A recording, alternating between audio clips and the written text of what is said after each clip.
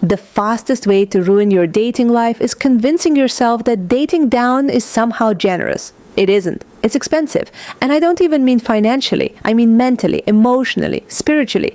It costs you your peace in tiny little installments until one day you wake up wondering why you feel smaller than you used to. I've noticed something interesting. Women who are deeply ambitious, emotionally aware, disciplined, attractive, or simply intentional often believe they should be open-minded. So they overlook glaring incompatibilities because they think chemistry or kindness will make up the difference.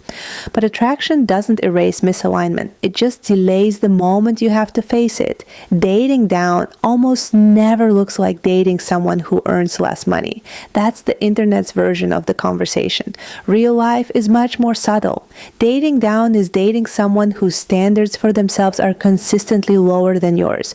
Someone who isn't curious. Someone who isn't growing. Someone who needs you to become smaller so they never have to become bigger. That's the part nobody talks about. At first, it can actually feel flattering. They admire you, they tell you how incredible you are, they say they've never met someone like you. And because you're emotionally intelligent, you mistake admiration for compatibility. But admiration without aspiration slowly turns into insecurity. If they secretly believe you're out of their league, eventually they stop celebrating your light and start negotiating with it. Suddenly your ambition is too much. Your confidence is intimidating. Your boundaries are cold. Your routines are obsessive. Your success makes them feel inadequate. So instead of rising to meet you, they start asking you to come down where they're comfortable. It almost never happens all at once. It's death by 1,000 tiny suggestions. You don't have to work so hard. Why are you always reading? Can't you just relax? Do you really need to dress up? None of those comments sound dangerous individually. Together, they slowly convince you to betray the version of yourself that attracted them in the first place. And here's the irony that makes me laugh every single time. The more you shrink for someone, the less attractive you become to them anyway. People are drawn to certainty. They're drawn to people who genuinely like themselves. The moment you abandon yourself to preserve someone else's comfort, the relationship loses the very thing that created the attraction. I also think women confuse empathy with obligation. You can understand why someone lacks discipline without volunteering to experience the consequences of it.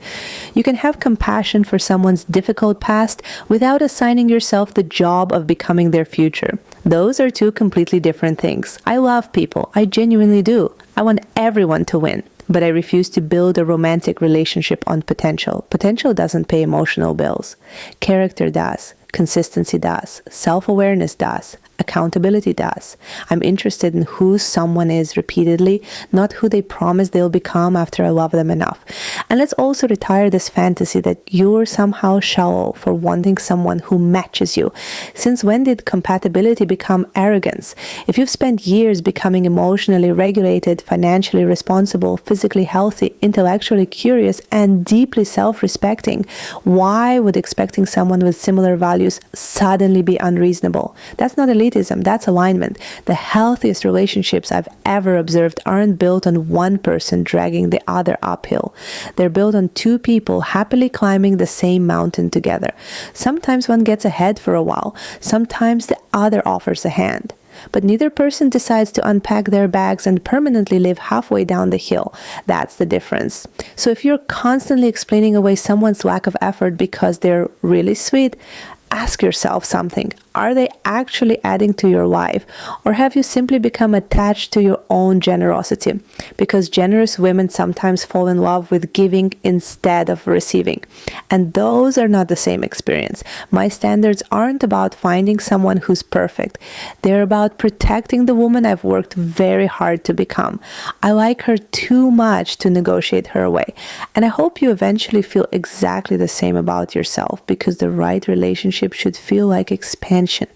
Never like a slow, polite disappearance. Love you no matter what.